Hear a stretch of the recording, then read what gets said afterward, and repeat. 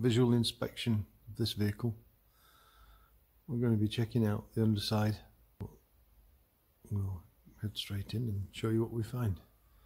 So initially the car looks very nice. It looks, for its age, it is structurally all there. The things that you will be wanting to know are that it's showing its age. So what we're going to do is initially we'll show you things like this. You notice here we've got rust forming on pretty much every area. The front scuttle or protection sheet at the front is broken. You see this section here, it's broken and cracked. It's missing in that section there. All the body fixings are subject to quite a lot, as you would expect, quite a lot of rust.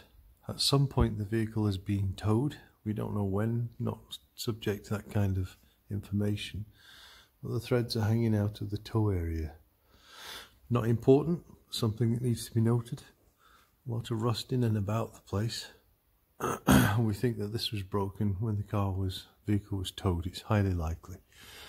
As we go towards the front of the vehicle, we're noting things like the brake discs, the ABS sensors, all showing signs of what you would expect about the year 2004.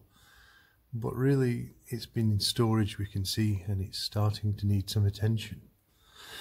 As you can see, the ABS rings here, they're starting to look worn.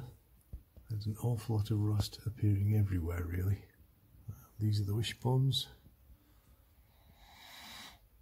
What you would expect, really. We're not condemning the vehicle at all, we're just highlighting what is there.